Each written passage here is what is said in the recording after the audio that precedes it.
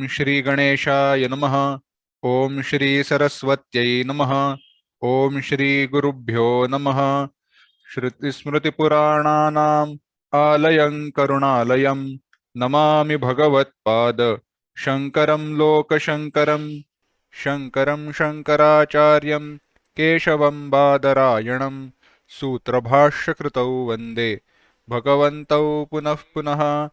ईश्वरो गुरुरात्मेति मूर्तिभेदविभागिने व्योमवद्व्याप्तदेहाय दक्षिणामूर्तये नमः। योऽन्तः प्रविश्य मम वाचमिमां प्रसुप्तां सञ्जीवयत्यखिलशक्तिधरस्वधाम्ना अन्यांश्च हस्तचरणश्रवणत्वगादीन् प्राणान्नमो भगवते पुरुषाय तुभ्यम्।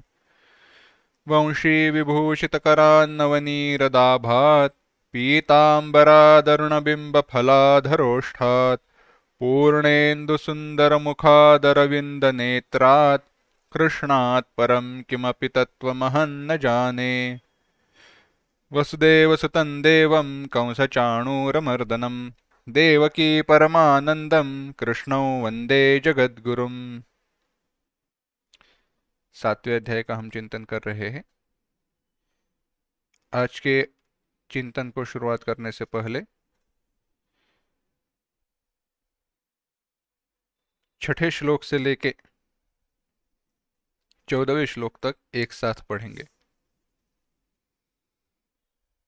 एतद्योनीनि भूतानि सर्वाणीत्युपधारय अहं कृत्स्नस्य जगतः प्रभवः प्रलयस्तथा मत्तः परतरं नान्यत् किञ्चिदस्ति धनञ्जय मयि सर्वमिदं प्रोतं सूत्रे मणिगणा इव रसोऽहमप्सु कौन्तेय प्रभास्मि शशिसूर्ययोः प्रणवः सर्ववेदेषु शब्दः खे पौरुषं नृषु पुण्यो गन्धः पृथिव्याञ्च तेजश्चास्मि विभावसौ जीवनं सर्वभूतेषु तपश्चास्मि तपस्विषु बीजं मां सर्वभूतानां विद्धि पार्थ सनातनं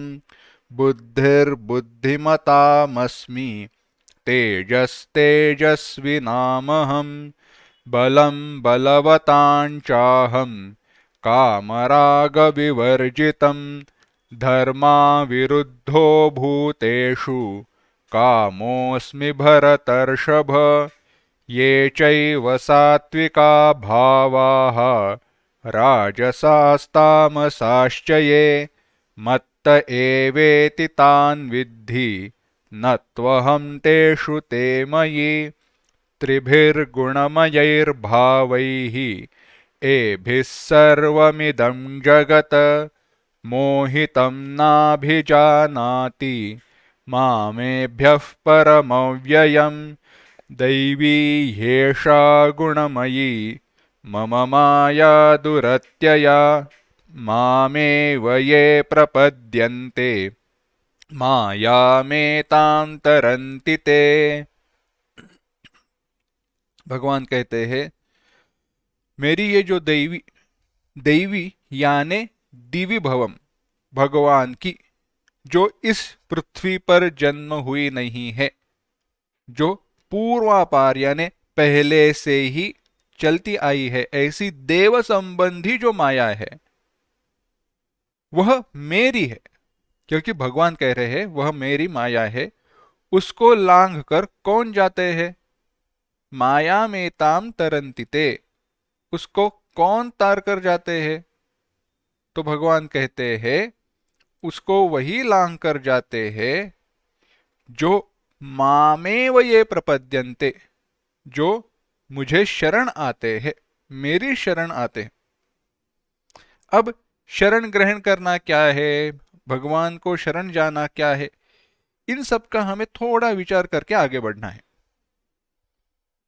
देखो, कभी कभार कैसे होता है कि व्यवहार में भी अगर किसी वस्तु को पाना है किसी चीज को प्राप्त करना है तो वह चीज जिसके पास है उसको हम शरण जाते हैं। अब यह शरण जाना लौकिक दृष्टि से देखा जाए तो बाकी लोगों को या बाकी शरण जाने के जैसा शरण नहीं है।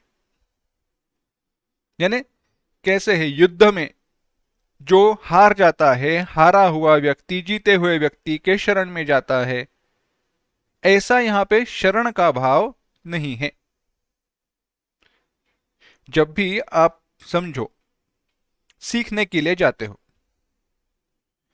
और यहां पे यह भाव आवश्यक है, और यह एक सही उदाहरण हो सकता है। आपको कोई वस्तु सीखनी है, समझो आपको संस्कृत सीखना है, गाना सीखना है, चित्रकला सीखना है, जो भी चित्रकला सीखनी, कोई भी कला है, कोई भी एक गुण है, विशिष्ट है, नृत्य है, ऐसे आपको सीखना है। तो जो भी सिखाने वाला है उसके पास जाकर आपको कहना पड़ता है कि आप मुझे सिखाओ। अगर कोई सिखाने वाला व्यक्ति है, वह कहता है मैं इन लोगों को ही सिखाऊंगा, और ऐसी हमारे अगर पात्रता नहीं है और हम कहे और वो कहे नहीं, तो हम नहीं सीख सकते। पर अगर हम कहे कि नहीं, आप ही से मैं सीखना चाहता हूं, यानी क्या है, यानी वहां पे हमने उनके श्रेष्ठत्व को मान्य किया है, उनके बड़प्पन को, उनका जो महत्व है उसको हमने मान्य किया है। इसीलिए हम वहां पे सीख सकते हैं। यह है शरण जाना। यह है किसी के शरण में जाना।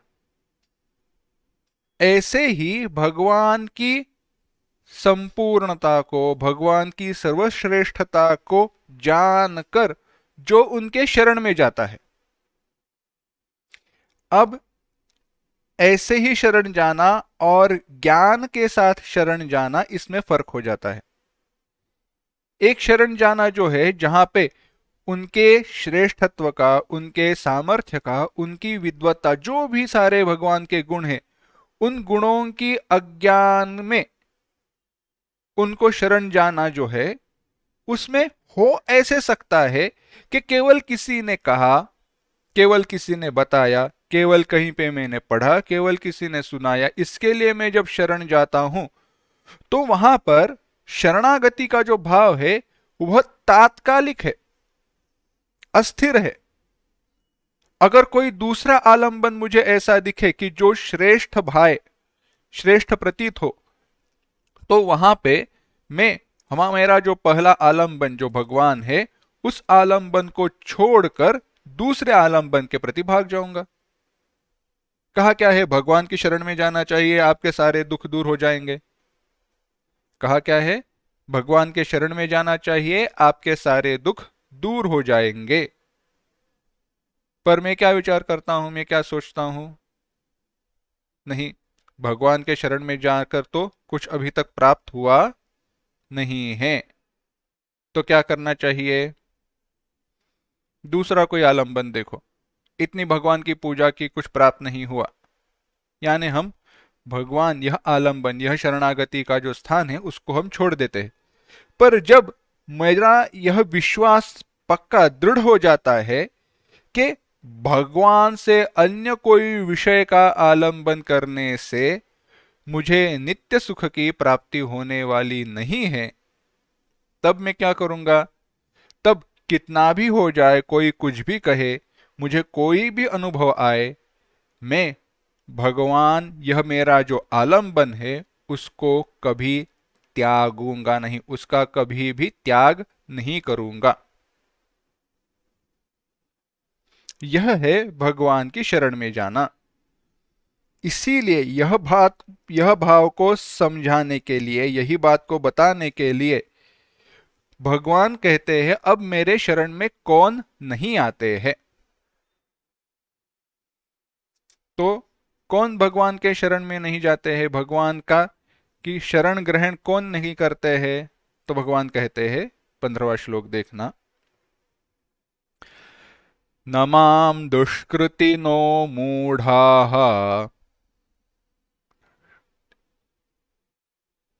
प्रपद्यन्ते नराधमाः माययापहृतज्ञानाः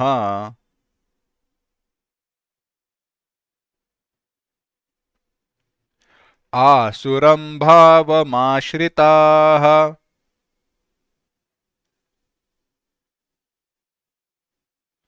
एक साथ, न मां दुष्कृतिनो मूढ़ाः प्रपद्यन्ते नराधमाः माययापहृतज्ञानाः आसुरं भावमाश्रिताः।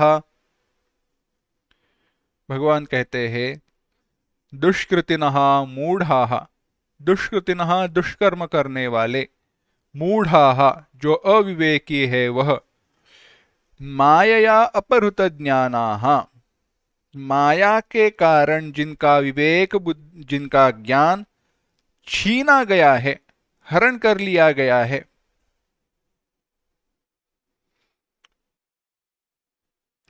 काम एष क्रोध एषो रजोगुण समुद्भवः महाशनो महापाप्मा विद्येनमिह वैरिणम। ये हमारे वैरी है, ये हमारे ज्ञान को छीन कर ले जाते हैं। हमने देखा था धूमेनाव्रियते वह्निः, यह सब जो विचार है ये यहाँ पे आता है।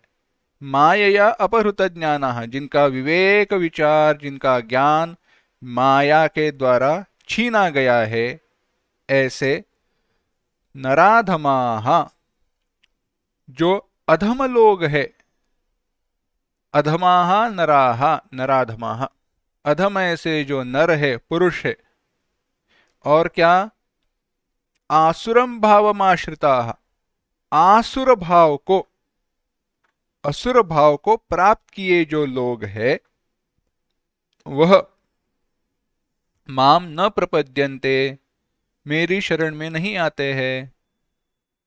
क्या कहते हैं भगवान? भगवान कहते हैं पाप कर्म करने वाले कोई मूढ़ नराधम जो आसुर भाव को आश्रित हुए हैं, जिन्होंने आसुर भाव क्या है इसका चिंतन विश्लेषण हम आगे देखेंगे। आसुर भाव जिन्होंने धारण किया है, ग्रहण किया है, आसुर भाव को प्राप्त हुए हैं, जिनका ज्ञान माया के द्वारा छीना गया है, ऐसे लोग मेरी शरण में नहीं आते हैं। तो ये कौन लोग हैं? विचार करते हैं। देखो, पहले तो कहा दुष्कृतिनः, दुष्कर्म करने वाले माने पाप कर्म करने वाले। हमने विचार किया है कर्म जो है ना, कोई भी कर्म सामने दिखता है उसके दृष्टि से कभी भी वह सही है या गलत है यह जाना नहीं जा सकता। फेस वैल्यू जो हम कहते हैं ना, वैसे प्राइमा फेशिया अगर टेक्निकल टर्म चाहिए तो, देखकर कोई भी कर्म हो, कोई भी कृति हो, उसे देखकर कहा नहीं जा सकता यह दुष्कर्म है या सत्कर्म है। उसका जो परिणाम है और शास्त्र में उसका जो चिंतन है, वो जो उस कर्म करने के पीछे जो भाव है, उस भाव के अनुसार वह पापात्मक है, पाप कर्म है या पुण्य कर्म है, वह निश्चित होता है। कैसे? देखो क्या कहते हैं, नमाम दुष्कृतिनः पे आते हैं। हमने उदाहरण देखा था, कोई एक साधु महात्मा पेड़ के नीचे सो गए थे। साधु महात्मा पेड़ के नीचे सो गए थे, सन्यासी है, यहां वहां भटकते रहते हैं, परिव्राजक है, कहीं एक जगह पर रहना नहीं, घूमते रहते हैं। अब उम्र के हिसाब से, उम्र के कारण उनके पैर में छाले पड़ गए थे, और अब छाले पड़ गए थे, वह सोए हुए थे।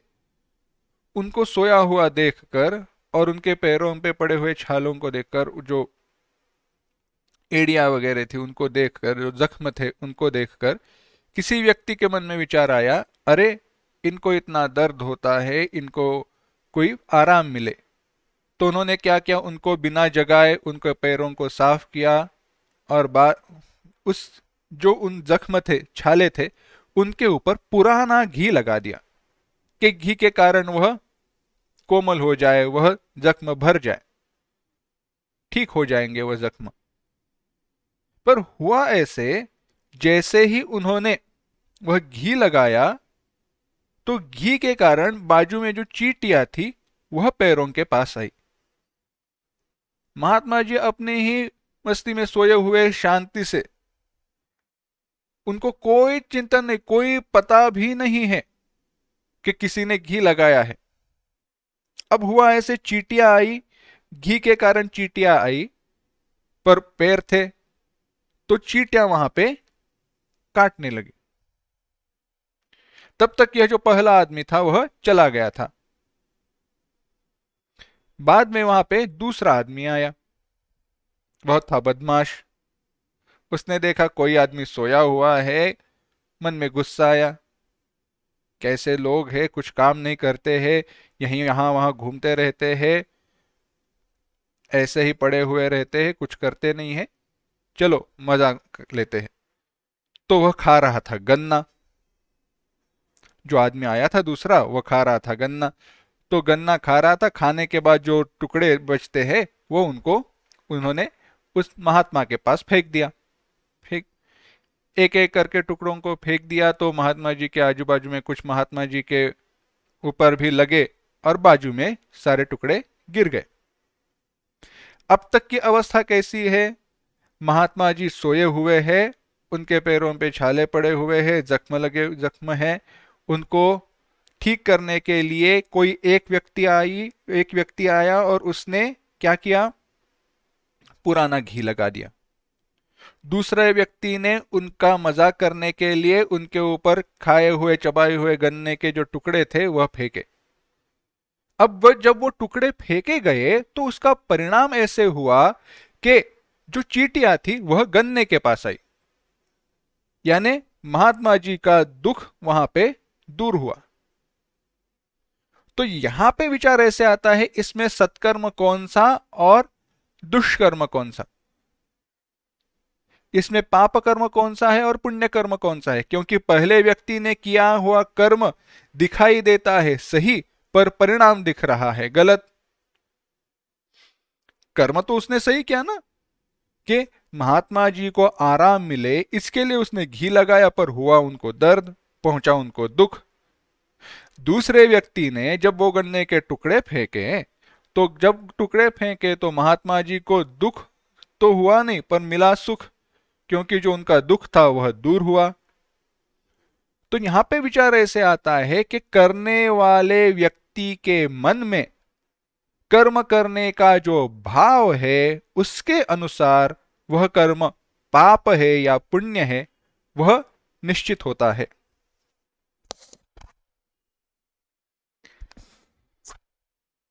तो पहले व्यक्ति ने महात्मा जी को आराम मिले इस भाव से किया हुआ कर्म था, इसलिए वह पुण्य कर्म ही है। तो उनको ऐसा विपरीत, महात्मा जी को ऐसा विपरीत फल क्यों मिला? उनका प्रारब्ध है। और दूसरे व्यक्ति ने किए हुए कर्म का परिणाम उनको अच्छा क्यों मिला? क्योंकि दूसरे व्यक्ति ने किया हुआ कर्म तो पाप कर्म ही है। मन में भाव क्या है? दुख पहुंचाना, मजाक उड़ाना, हंसी उड़ाना। तो मिला हुआ जो परिणाम है वह चाहे सही क्यों न दिख रहा हो, दूसरे व्यक्ति ने किया हुआ कर्म भी पाप कर्म ही है। यानी पहले व्यक्ति ने की मदद, परिणाम हुआ गलत, पर फिर भी पहले व्यक्ति ने किया हुआ कर्म पुण्य कर्म हुआ, दूसरे व्यक्ति ने किया हुआ कर्म पाप कर्म ही हुआ। अगर इसी को हम भगवत गीता के दृष्टि से देखें तो भगवत गीता के शुरुआत में अर्जुन के मन में जो संभ्रम निर्माण हुआ है कि मैं जो ये युद्ध कर्म कर रहा हूं, न हिंस्यात् सर्वभूतानि, भूतों की हिंसा नहीं करनी चाहिए, भूतों को मारना नहीं चाहिए, जीवों को मारना सबसे बड़ा पाप है, अधम पाप है। चाहे शास्त्र ने ऐसा क्यों न कहा हो कि युद्ध में क्षत्रियो को युद्ध करना ही चाहिए, पर युद्ध से पलायन भी नहीं करना चाहिए, ऐसे क्यों न बताया हो, पर अपने ही जो आप्तजन है, आप्त है, जो अपने लोग है, परिवार वाले है या मित्र है, उनको मारना बहुत बड़ा पाप कहा गया है। यानी मेरे कर्म का जो परिणाम दिखाई देने वाला है, क्या पहले अध्याय में बहुत चिंतन आया है, क्या कहा कि वर्ण संकर हो जाएगा, धर्म का नाश हो जाएगा, धर्म का आचरण करने वाले लोग नष्ट हो जाएंगे, इसीलिए मेरा कर्म पाप कर्म है। यह सब जो विचार है, यह विचार इसी प्रकार का है। हमने जो उदाहरण देखा, परिणाम चाहे गलत क्यों न दिख रहा हो, वह पुण्य कर्म क्यों है? क्योंकि पापियों का विनाश करने के लिए किया गया वह कर्म है। वह कर्म अपने स्वार्थ के लिए नहीं किया जा रहा था। यह जो युद्ध हो रहा था, पांडव यह युद्ध क्यों कर रहे थे? धर्म की रक्षा के लिए युद्ध कर रहे थे। अधर्म से वर्तन करने वाले लोगों का विनाश हो, उनका वध हो, उसके लिए यह युद्ध पांडवों की दृष्टि से लड़ा जा रहा था, इसीलिए वह पुण्य कर्म था। तो यहां पे आते हैं दुष्कृतिनः, ऐसे जो पापी है, पाप कर्म करने वाले पुरुष है। तो यहां पे विचार आता है बाहरी कर्म नहीं, तो मन में जो भाव है, स्वार्थपरता हो, अपना फायदा देखना हो, दूसरों को हानि पहुंचाना हो, ऐसे सारे जो है, जो शास्त्र सम्मत नहीं है जो कर्म, ऐसे कर्मों को करने वाला मूढ़ा, मूढ़ माने अविवेकी, बहुत सामान्य विचार, सही क्या गलत क्या इसका विचार न करने वाला, विवेक न करने वाला। अब यहां पे थोड़ा एक सूक्ष्म भेद देखते हैं। एक है बाल और एक है मूढ़। एक है बाल और एक है मूढ़। दोनों अविवेकी है। बाल माने बच्चे की तरह, छोटे बच्चे की तरह, और मूढ़ यानी मूर्ख। बालक मूर्ख नहीं रहता, मूर्ख मूर्ख रहता है, पर दोनों अविवेकी रहते हैं। भेद क्या है? जो बालक, जो बच्चा रहता है, उसमें विवेक करने की क्षमता अभी तक जागृत हुई नहीं है। उसको पता ही नहीं है सही क्या है गलत क्या है। समझ रहे हो? बच्चे को सही क्या है गलत क्या है यह विचार करने की क्षमता ही नहीं है बच्चे में, क्योंकि उसको पता ही नहीं है। समझो, बालक के सामने अगर आप कोई गर्म वस्तु रखो और ठंडी वस्तु रखो, उसको पता ही नहीं है कि गर्म वस्तु को स्पर्श करना चाहिए। गर्म वस्तु को स्पर्श करने से मुझे दुख होगा, यह ज्ञान ही उसके पास नहीं है। यानी स्पर्श करना चाहिए या नहीं करना चाहिए, इसमें जो विवेक करने की क्षमता है, सामर्थ्य है, और या विवेक करने के लिए जो ज्ञान आवश्यक है, वह ज्ञान ही उसके पास नहीं है। परंतु अगर कोई व्यक्ति जानते हुए भी कि गर्म वस्तु को, जलती वस्तु को स्पर्श करने से मुझे दुख होने वाला है, यह जानते हुए भी स्पर्श करे, तो वह मूर्ख है। यहां पे भगवान उन मूर्खों का निर्देश करते हैं, उन मूढ़ों का, उन अविवेकियों का निर्देश करते हैं, जो अपने पास विवेक करने का सामर्थ्य होते हुए भी, विवेक करने का ज्ञान होते हुए भी विवेक नहीं करते हैं। क्योंकि बालक तो सामर्थ्य नहीं रखते हैं, भगवान कहते हैं वह मुझे प्राप्त हो जाएंगे। श्रद्धा अगर उनमें है तो वह मुझे प्राप्त हो जाएंगे। पर ये जो है मूर्ख है, ये अविवेकी है, ऐसे नहीं है कि उनके पास सामर्थ्य नहीं है, ज्ञान नहीं है, पर वह करना ही नहीं चाहते। ऐसे अविवेकी, और क्या कहा, मायया अपहृत ज्ञानाः, माया के द्वारा जिनके ज्ञान का अपहार किया गया है। हम देख रहे थे, लोभ, मोह, काम, क्रोध, यह सारे जो है, यह कैसे है? हमारे साधना मार्ग में प्राप्त होने वाले वैरी है, डाकू है, हमारे ज्ञान का अपहार करना, हमारा जो सर्वस्व है, हमारा जो सामर्थ्य है, साधना की क्षमता है, उसका अपहार करने वाले हैं। कई बार देखो ऐसे होता है, किसी वस्तु के प्रति हमें जो राग रहता है, उस राग के कारण हमारी साधना में व्यवधान निर्माण होता है। और होता ऐसे है, वहां पे हमारा अहंकार हमें कहता है कि हम जो कुछ भी कर रहे हैं वह सही कैसे है, जस्टिफिकेशन। यह है माया अपहृत ज्ञान। इस पर बहुत विचार हो सकता है, पर यहाँ पे ज्यादा डिटेल में नहीं देखेंगे। कैसे है माया अपहृत ज्ञान, हम है या नहीं है, कैसे समझे? अगर हम यहाँ पे भगवत गीता पढ़ने के लिए हर शनिवार को आते हैं, साधना हम करते हैं, भगवत गीता पढ़ते हैं, तो इतनी तो बात पक्की है कि हम 100% माया अपहृत ज्ञान नहीं है, जिनका विवेक, जिनका ज्ञान माया ने हरण कर लिया है। पर कभी कभी हम हो जाते हैं। जब भी हमारी सतर्कता, हमारी सावधानता क्षीण हो जाती है ना, उस समय हम ऐसे लोग बन जाते हैं।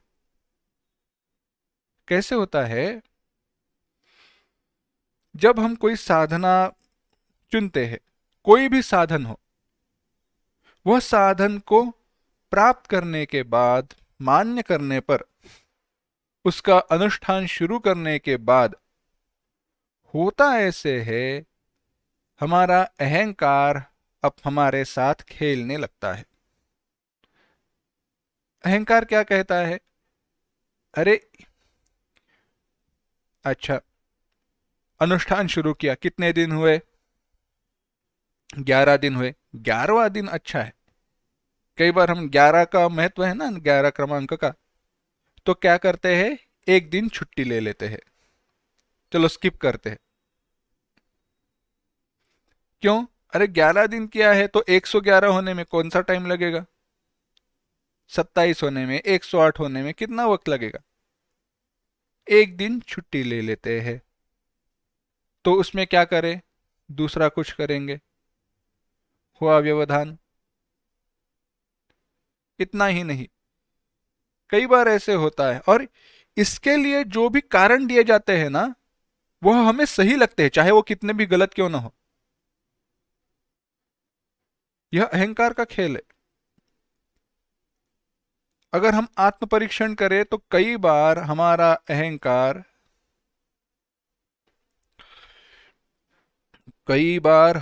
अहंकार हमें ऐसे अपने चंगुल में फंसा लेता है कि हमें पता ही नहीं चलता कि जो हम कर रहे हैं वो गलत है।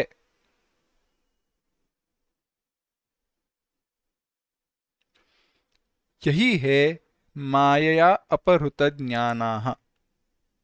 कभी कभी ऐसे होता है कि अरे, यह वक्त सही नहीं है, या समझो ऐसे, हाँ, उदाहरण थोड़ा पहले का है, यानी साधना को शुरू करने के पहले का है, पर बात समझ में आएगी। क्या है, नहीं सुना? अरे नाम जप का महत्व है, करना चाहिए। कब शुरू करे? आज तारीख क्या है? समझो 17। 17 अच्छा नहीं लगता ना, 17 की तारीख अच्छी नहीं लगती। अभी तो एकादश भी आने वाली है, तो क्या करे? उस दिन को शुरुआत करते हैं, बहुत अच्छा दिन है। यानी शुरुआत करने के लिए एक दिन तय किया गया। वह दिन आता है, उस दिन सोचते हैं अरे यह दिन तो स्पेशल है, अब ऐसा क्यों करें, पूजा रखते हैं। या कुछ दूसरा करते हैं। या होता है ऐसे, अहंकार हमें ऐसे दबा देता है कि हम उस दिन जल्दी सुबह उठते ही नहीं है, तो वह दिन चला गया, तो कहते हैं अरे ये दिन चला गया, अब क्या करें। तारीख क्या है? 18, 19, 21 तारीख है, जाने दो, आगे की तारीख ले लेते। ऐसे करते करते दिन चले जाते हैं, समय चला जाता है, पर हमारी साधना को शुरुआत ही नहीं होती। यह है अहंकार का हमारे साथ खेलना। अहंकार का यानी अहंकार यानी माया, अहंकार क्योंकि माया से ही निर्माण हुआ है। माया का हमारे ज्ञान को छीन कर, हरा कर ले जाना। और इस सब के कारण, यह जो अभी तक कहा गया है, इन सब का कारण के सबके कारण दुष्कृतिनः, पाप कर्म करने की तरफ प्रवृत्ति, विवेक करने का सामर्थ्य होते हुए भी विवेक ना करना, और माया अपहृत ज्ञाना, अपने ज्ञान को माया के कारण छीन ले जाने देना, माया की शरण में जाना। ऐसे होने के कारण जो आसुरम भावमाश्रिता, आसुर भाव को प्राप्त हुए हैं। भगवान भाष्यकार जी यहाँ पे आसुरम भावमाश्रिता इसकी व्याख्या करते हुए कहते हैं कि हिंसानृतादि लक्षणाम, हिंसा, हिंसा करना कैसी? कायिक, वाचिक, मानसिक। शरीर के द्वारा हो, वाणी के द्वारा हो, या मन के द्वारा हो, हिंसा करने में जो प्रवृत्त है, और अनृत, झूठा, झूठ का आधार लेते हैं, यह सब परिणाम है। हिंसा माने केवल किसी को मारना ही नहीं, सामान्य दृष्टि से भी किसी को दुख पहुंचाना हिंसा ही है। ऐसे जो है आसुरम भावमाश्रिता, अगर इसको दूसरे शब्दों में सामान्य दृष्टि से समझना है, आसुर, असुर इस शब्द का अर्थ है, देखो थोड़ा पीछे आते हैं, और यह भाव विशेष है। विचार करते हुए, असुर अगर इस शब्द का विचार करना है तो केवल ऐसे ही नहीं, क्या कि सब ऐसे बड़े बड़े दांत वाले, बड़े बड़े बाल वाले, चित्र विचित्र तलवार हाथ में लिए हुए, ऐसे असुर नहीं है। असुर इस शब्द का अगर अर्थ, हाँ वो असुर हम उनको कहते हैं, बात अलग है। असुर इस शब्द का एक जो अर्थ बताया गया, उसकी व्युत्पत्ति बताई गई, असुषु प्राणेषु रमन्ते इति असुरः।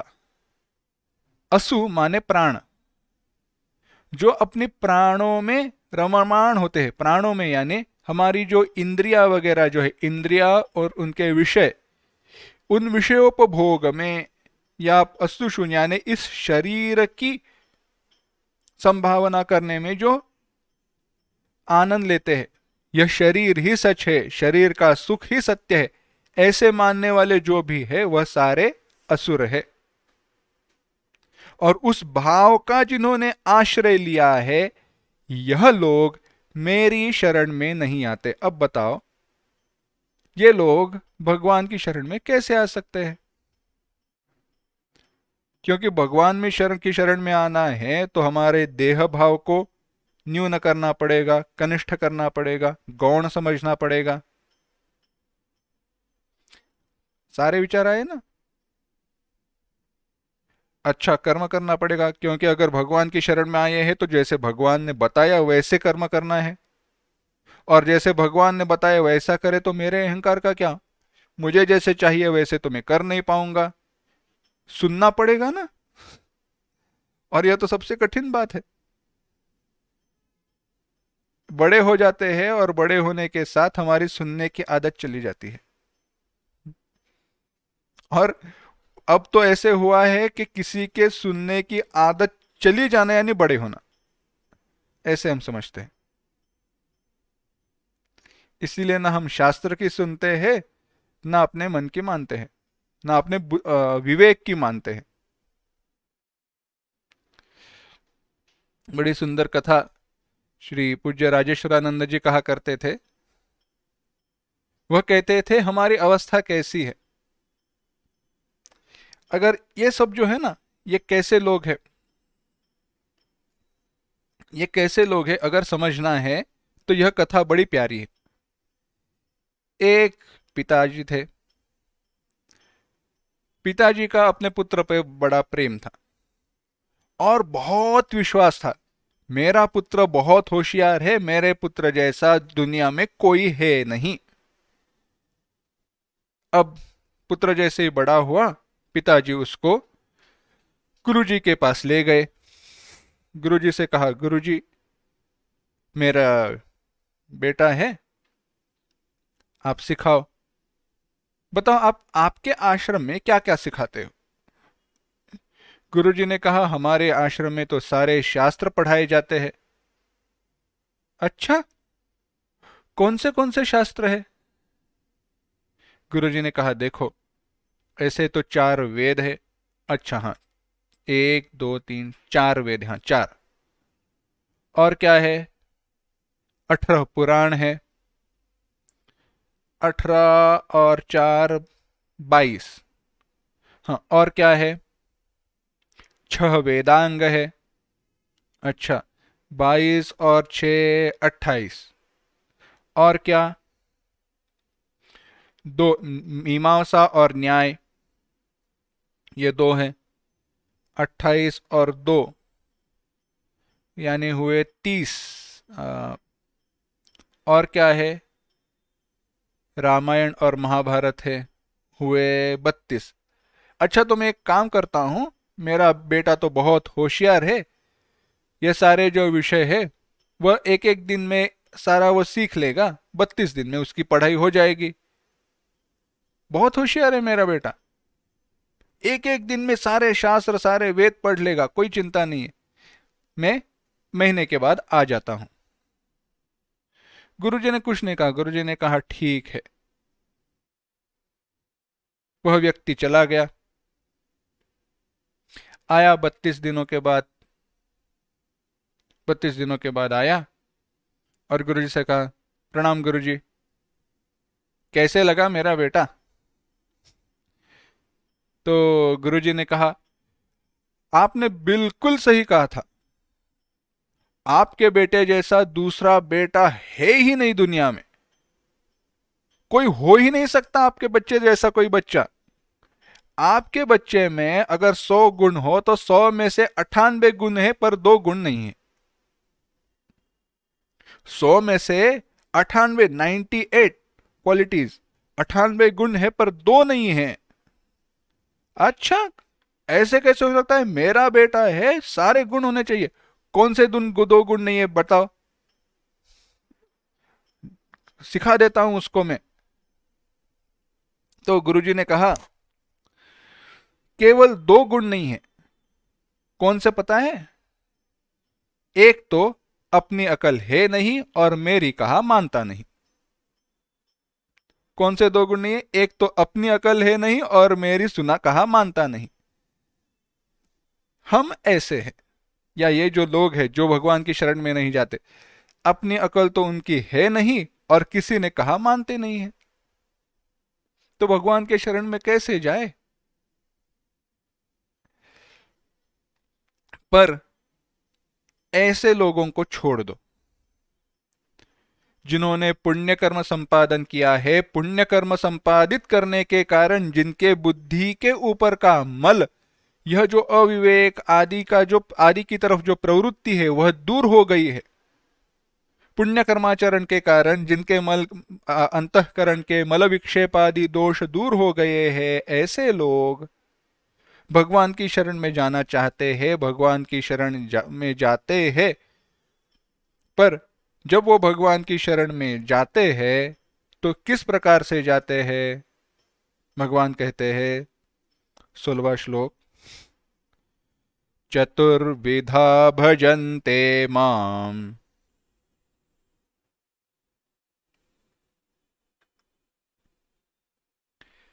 जना सुकृतिनोऽर्जुन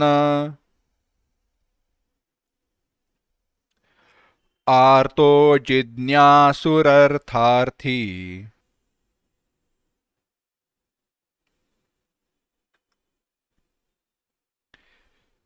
ज्ञानी च भरतर्षभ।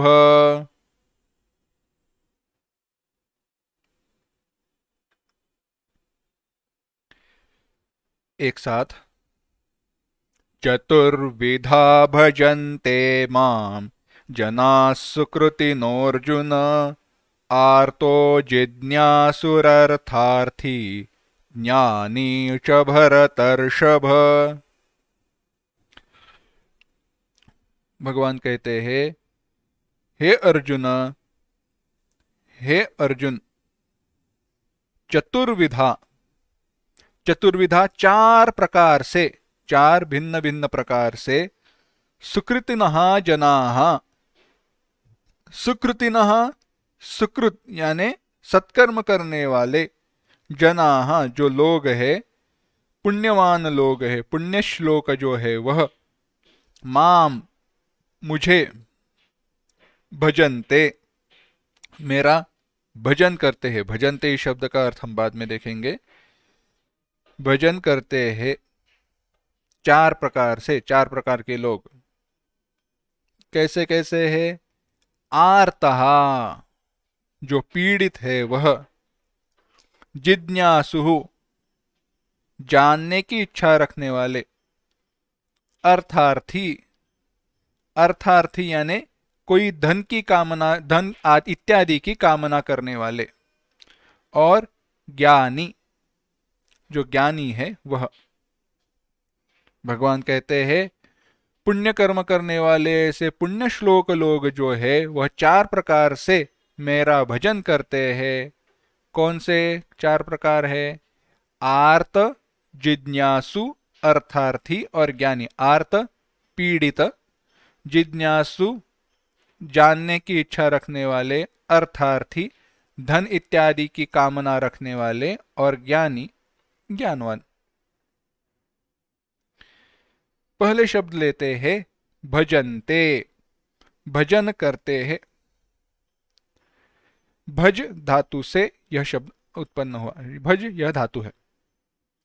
भज सेवायाम।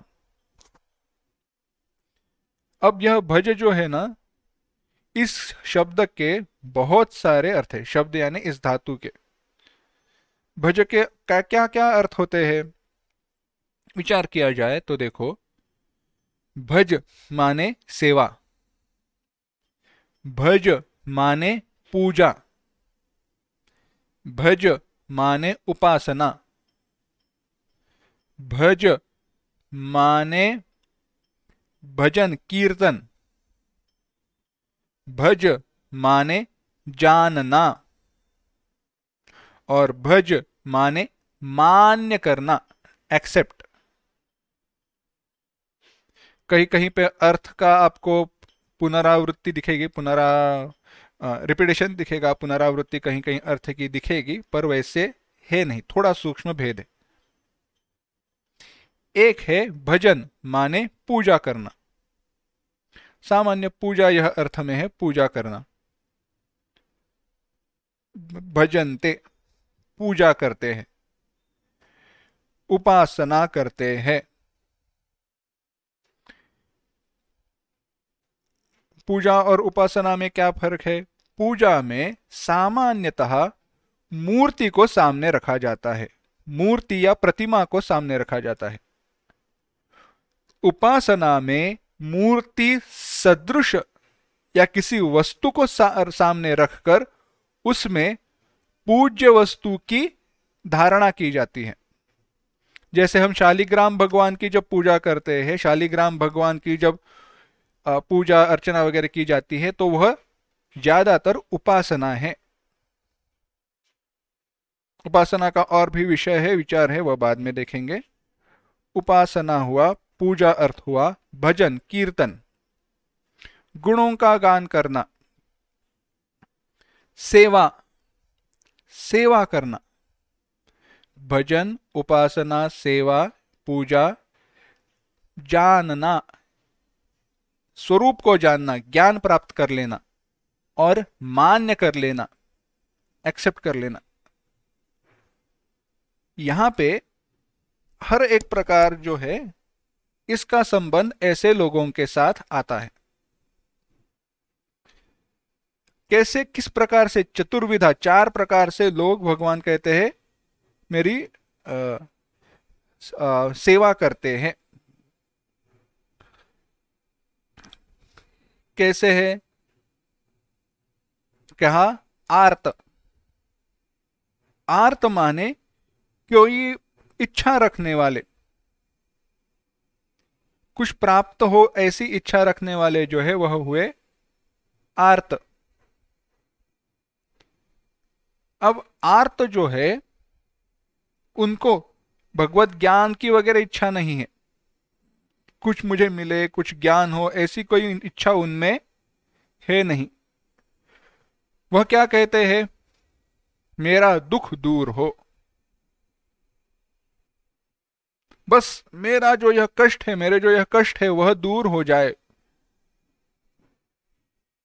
तो उसके लिए भगवान का जो भी गुणगान है वह गुणगान वह करेंगे।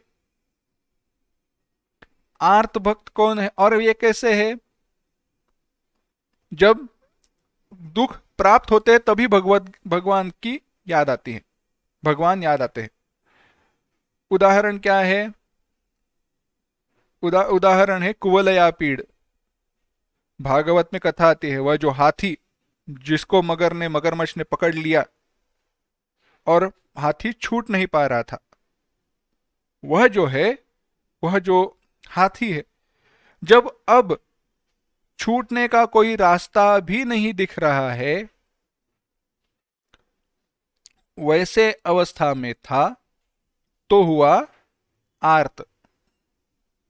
पर सबसे श्रेष्ठ आर्त भक्त कौन है? जो केवल भगवान का ही आश्रय लेता है, पहले भगवान का आश्रय लेने वाला। और उसका सबसे उत्तम उदाहरण है उत्तरा। उत्तरा के गर्भ में राजा परीक्षित थे। जब वह ब्रह्मास्त्र चलाया गया, अब उत्तरा को पता चला कि बड़ी कथा है, अब ब्रह्मास्त्र के ऊपर क्या परिणाम करे। तो भगवान ने कहा हाथ जोड़कर सबको, सब लोग उस अस्त्र की शरण में जाओ। अब अस्त्र की शरण में तो जाना है, पर उत्तरा ने कहा कि भगवान हम तो सारे शरण जाएंगे, पर पांडवों का वंश जो मेरे पेट में पल रहा है उसे यह ज्ञान नहीं है कि शरण में जाना कैसे है, क्या है, वह नष्ट हो जाएगा। तो वहां पे भगवान को वह कहती है पाही पाही भगवान, मुझे, मेरी रक्षा करो। आपके अलावा दूसरा कोई भी आश्रय मुझे अभी दिखाई नहीं दे रहा। सबसे पहले अगर वो किसी को शरण गई तो भगवान को शरण गई, भगवान की शरणागति ली। यह है आर्त भक्त का उदाहरण। जिज्ञासु, जानने की इच्छा रखने वाला, मैं आपका तत्व जानना चाहता हूं, आपके स्वरूप को जानना चाहता हूं। 11वें अध्याय में जो अर्जुन है वह अर्जुन का भाव, जो भी आपने अपना विभूतियों का वर्णन किया है उस विभूतियों को मैं प्रत्यक्ष देखना चाहता हूं, जानना चाहता हूं। इस जिज्ञासा के कारण भगवान ने उसको विश्वरूप दर्शन दिखाया। अर्थार्थी, कोई धन, मेरी इच्छा कामना पूरी हो ऐसी दृष्टि से देखने वाला। ध्रुव, ध्रुव बाद में कहता है कि भगवान आप प्राप्त हुए, आप स्वयं प्रकट हुए, पर वहां पे मैंने क्या मांगा? एक अढ़ड़ पद की प्राप्ति की, जहां से अचल अविचल पद की मैंने इच्छा की, मैंने आपको नहीं मांगा। यह मेरी गलती है, चाहे वो कितना भी श्रेष्ठ भक्त क्यों ना हो। वहां पे यह प्रकट करता है विचार, क्यों? क्योंकि वहां पे कामना थी, मैं ऐसे पद को प्राप्त करना चाहता हूं जहां से कोई मुझे हटा नहीं सकता, यह भाव था। और ज्ञानी जो है, ज्ञानियों को तो कोई इच्छा ही नहीं रहती, केवल भगवत स्वरूप है, भगवान के ऊपर प्रीति है, इसलिए उनको वह शरण जाते हैं। तो इसीलिए भजन्ते इस अर्थ को देखे तो जो आर्त है वह क्या करते हैं? भजन्ते गुणगान करते हैं, सराहना करते हैं, पूजा इत्यादि करते हैं। जिज्ञासु है वह क्या करते हैं? उपासना करते हैं, ज्ञान प्राप्त करते हैं, मान्य करते हैं। मान्य करना माने एक्सेप्ट, जो सत्य है उसको मैंने मान लिया, अब अविचल उस मार्ग पर मैं चलने वाला हूं। यह निश्चय करना मान्य करना है। तो क्या हुआ? आर्त जो है, आर्त क्या करेंगे? आर्त भजनते भगवान की सेवा करेंगे। सेवा करेंगे माने जो उसकी पूजा हो, उसके ज्ञान के प्राप्ति के वगैरह बारे में वो ज्यादा विचार नहीं करेंगे। बस मेरे दुख जिस मार्ग से दूर हो उस मार्ग का मैं आचरण करूंगा, चाहे वो तो फिर वो भगवान की सेवा हो, भगवान की पूजा हो, जो भी है। जिज्ञासु जो है वो भगवत ज्ञान के प्राप्ति के लिए मुख्य प्रयत्न करेंगे, और उनको भगवान को उन्होंने मान्य कर लिया है,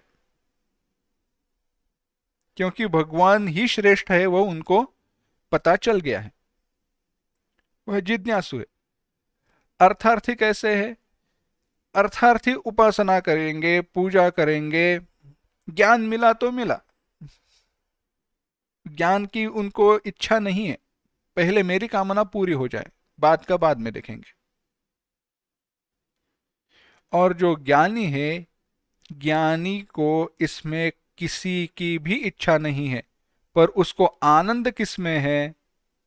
उसको आनंद, क्योंकि ज्ञान प्राप्त हुआ, भगवान को मान्य कर लिया, अब बचा क्या? बस उनके गुणों का गान करो, कीर्तन करो। इसीलिए सही दृष्टि से देखा जाए तो उन्हीं लोगों के भगवत गुणगान को ऐसे समझो, उन्हीं लोगों के भजन को श्रेष्ठत्व प्राप्त हुआ है जो ज्ञानी थे। हम लोग भी भजन करते हैं, हम लोग भी कीर्तन करते हैं, पर हमें कोई पूछता नहीं है। पर सालों से जिन्होंने भजन किया है, ऐसे सारे संतों ने, देखो संतों ने किए हुए भजन को आज इतना महत्व, या सारे काल में इतना महत्व क्यों प्राप्त हुआ? क्योंकि सारे संत ज्ञानी थे, इसीलिए उनके भजन को महत्व है। हम भी काव्य, हम भी रामायण लिख सकते हैं, ऐसी कोई बात नहीं है, पर उस रामायण को कोई पूछने वाला नहीं है। क्यों? क्योंकि हम तो अज्ञानी है ना। इसीलिए गोस्वामी तुलसीदास जी ने जब रामायण लिखी तो उसको इतना महत्व क्यों है? क्योंकि वह स्वयं ज्ञानी है। वाल्मीकि महर्षि ने जो रामायण लिखी है, महत्व क्यों है? ज्ञानी है। सारे संतों के जो अभंग है, रचनाएं हैं, उनको देखा जाए, उन्होंने एक दृष्टि से भजन ही है। भजन माने भगवान के गुणों का गान, कीर्तन। पर उसको महत्व क्यों प्राप्त हुआ? क्योंकि वह सारे ज्ञानी थे।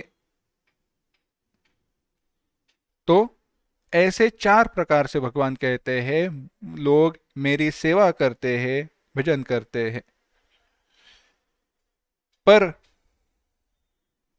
भगवान कहते हैं यह सारे मेरे प्रिय है, पर उनमें एक विशेष है।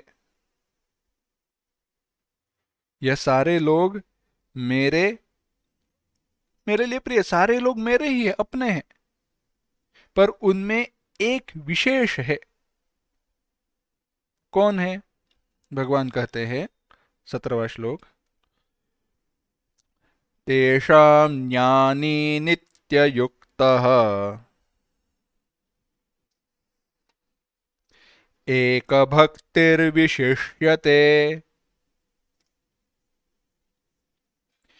प्रियो हि ज्ञानिनोत्यर्थम् अहं स च मम प्रियः।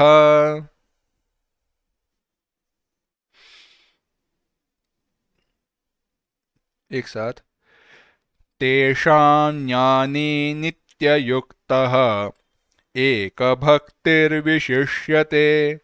प्रियो हि ज्ञानिनोत्यर्थम् अहं स च मम प्रियः। तो भगवान कह रहे हैं तेषाम, तेषाम केशाम किनमें, जो चार भक्त है, चार प्रकार से मेरे भजन सेवा करने वाले जो लोग हैं उनमें, ज्ञानी जो ज्ञानी तत्ववेत्ता है वह, नित्य युक्तः, नित्य युक्तः, युक्तः युज जुड़ा हुआ, नित्य चिरकाल हर समय, हर समय जिसका चित्त जिसका मन भगवान में स्थिर हुआ है, ऐसा एक भक्ति ही, भगवान में एक ही में जिसकी भक्ति है ऐसा, विशिष्यते वह विशेषता से आधिक्य को, महत्व को प्राप्त होता है, श्रेष्ठ हो जाता है।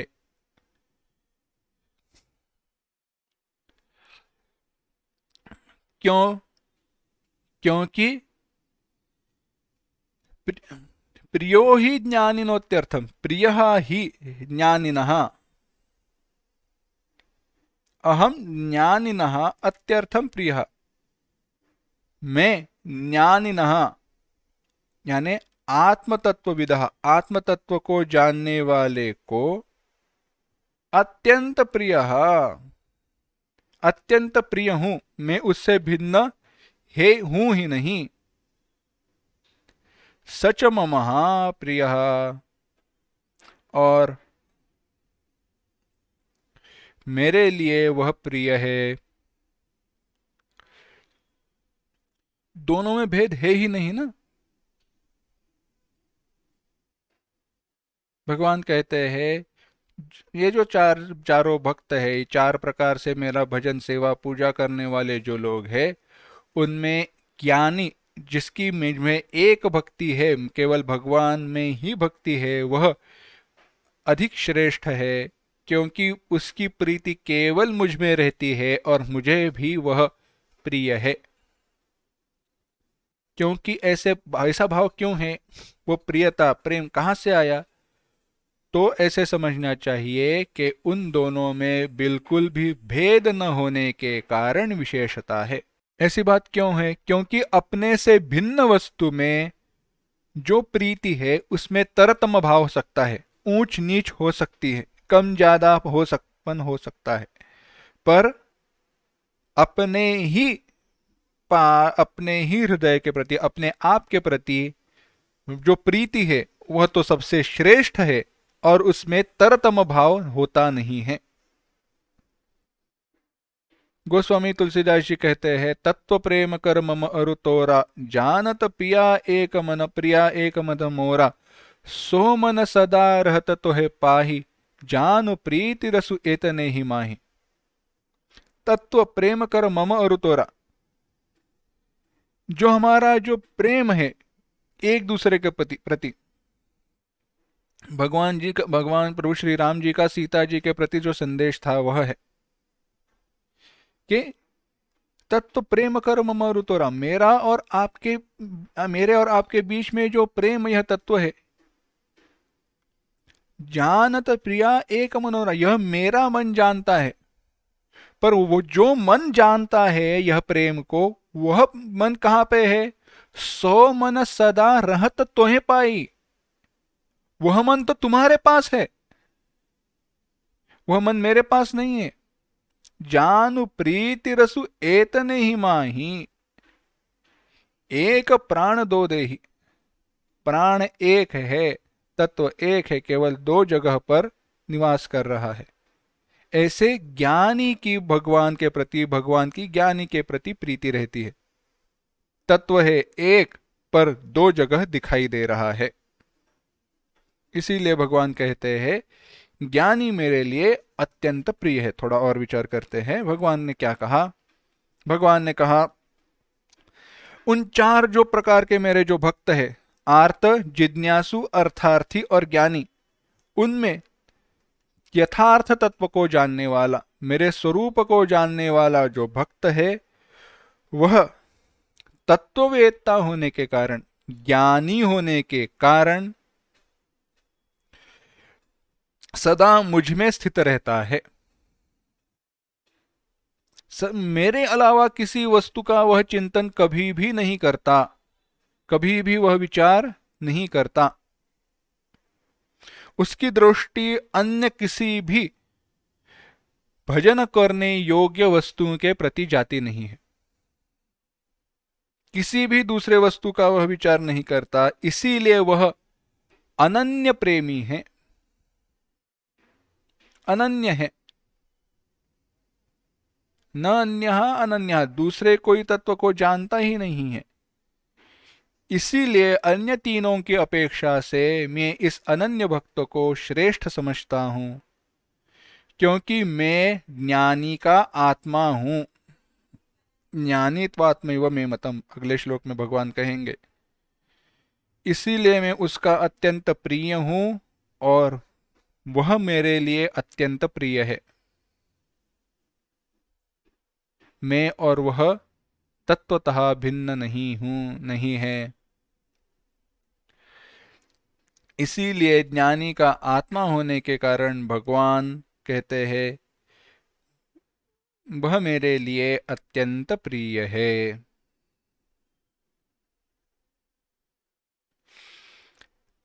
अनन्य से विचार आया, अनन्यता कैसी है? तो वैष्णव संप्रदाय में, ये वल्लभ संप्रदाय में एक क्रिया है, यानी एक जो गोकुल रहता है ना, गोकुल, उसकी परिक्रमा की जाती है।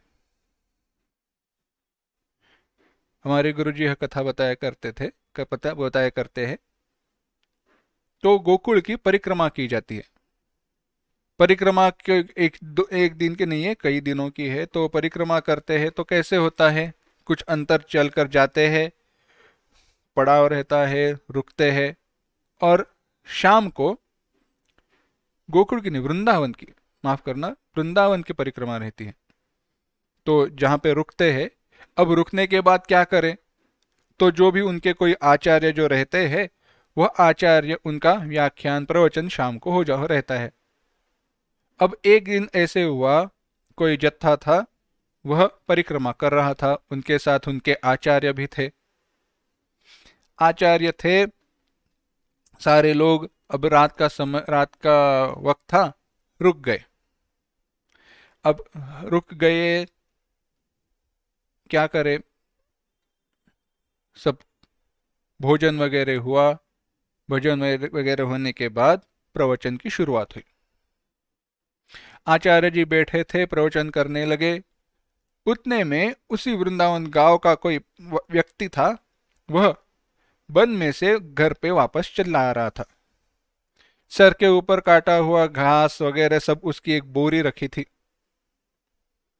अब आया, उसने देखा प्रवचन चल रहा है, आचार्य जी का प्रवचन है, भगवत कथा सुनने मिलेगी, तो वहां पे वह रुक गया।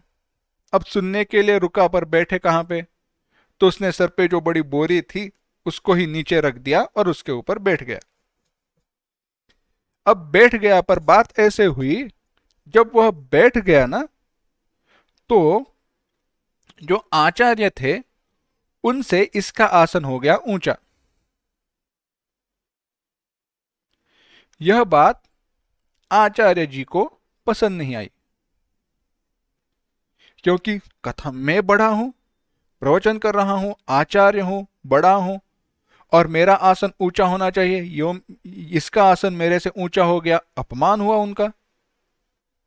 तो उनसे वो रहा नहीं गया। उन्होंने उस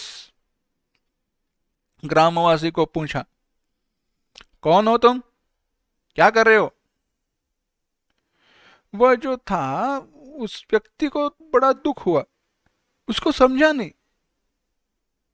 वो विचार करने लगा, गांव मेरा, रहता मैं यहां पे हूं, बाहर से आए हो तुम, और तुम ही मुझसे पूछते हो कि मैं कौन हूं। उसने उल्टा सवाल पूछा, पहले बताओ तुम कौन हो। अब आचार्य जी को आया गुस्सा। मैं पूछ रहा हूं तुम कौन हो, और सही सही सीधा सीधा जवाब देने की बजाय वह व्यक्ति क्या कह रहा है, उल्टा पूछ रहा है मैं कौन हूं। बड़ा गुस्सा आया। तो उन आचार्य जी ने कहा, मैं अनन्य हूं। क्या है? मैं अनन्य हूं। जैसे ही आचार्य जी ने कहा मैं अनन्य हूं, वह व्यक्ति था, उसने कहा मैं फनन्य हूं। आचार्य जी को और गुस्सा आया, मैं कह रहा हूं अनन्य हूं, ये कुछ भी कह रहा है, फनन्य हूं वगैरह कहता है। बहुत गुस्सा आया आचार्य जी को। आचार्य जी ने कहा, अच्छा, फनन्य माने क्या? हाँ, पहले बताओ फनन्य माने क्या। तो उस व्यक्ति ने पूछा, पहले तुम बताओ अनन्य माने क्या। तुम अनन्य का अर्थ बताओ तो मैं फनन्य का अर्थ बताता हूं। तो आचार्य जी ने कहा, हम अनन्य हैं। अनन्य माने हम कृष्ण के सिवा किसी भी भगवान को मानते नहीं है, जानते नहीं है। ना हम गणेश जी को जानते हैं, ना शिव जी को जानते हैं, ना षणमुख को जानते हैं, ना देवी को जानते हैं, ना ब्रह्मदेव, न इंद्र, न अग्नि, किसी भी देवता को हम नहीं जानते। हम केवल और केवल कृष्ण को ही मानते हैं। हम केवल और केवल कृष्ण को ही मानते हैं, बाकी किसी देवता को नहीं मानते, इसलिए हम अनन्य हैं। तो वह जो व्यक्ति था उसने कहा, तुम्हें बाकी देवताओं के नाम तो पता है, हमें बाकी देवताओं के नाम भी पता नहीं है, इसलिए हम फनन्य हैं। दूसरे व्यक्ति ने कहा, आपको बाकी देवताओं के तो नाम तो पता है। आचार्य जी से कहा, आपको बाकी देवताओं के तो नाम पता है, इसलिए उनको मानना ना मानने की बात आती है। हमें तो उन देवताओं के नाम तक पता नहीं रहते, इसलिए हम फनन्य हैं। अनन्य फनन्य का विचार बाजू में। भाव क्या है? केवल एक भगवान, केवल एक शरणागति। जो भी तत्व है, परमात्मा तत्व, जिस भी रूप में आप देखो, जो भी रूप में देखो, केवल वह एक आश्रय होना चाहिए। इसीलिए नारद भक्ति सूत्र में सूत्र आया, अन्याश्रयाणाम त्यागो अनन्यता। हमारा कैसे होता है? जैसे इच्छा वैसे हमारा आश्रय। अगर बुद्धि चाहिए तो भगवान गणेश जी का या सरस्वती जी का आश्रय, धन चाहिए तो लक्ष्मी जी का आश्रय, शक्ति चाहिए तो हनुमान जी का आश्रय। आश्रय हमारे बदलते रहते हैं। भगवान कहते हैं, यह ज्ञानी ऐसे नहीं है, केवल और केवल मेरा ही आश्रय लहित रहता है। तो भगवान, एक प्रश्न है, आपने क्या कहा? यह जो ज्ञानी है वह आपका प्रिय है, यानी बाकी जो सारे हैं वह आपके प्रिय नहीं है? क्या वह कनिष्ठ है? वह कम दर्जा, यानी उनका महत्व कम है? क्या वह उनको आप दूर रखते हो? क्या कभी आप उनको पास नहीं लेते हो? इसके ऊपर भगवान उत्तर देंगे, पर उसका जो विचार है वह हम अगली बार देखते हैं। ओम असतो मा सद्गमय, तमसो मा ज्योतिर्गमय, मृत्योर्मा अमृतंगमय। ओम शांति शांति शांति। हरि ओम। श्री गुरुभ्यो नमः। हरि ओम।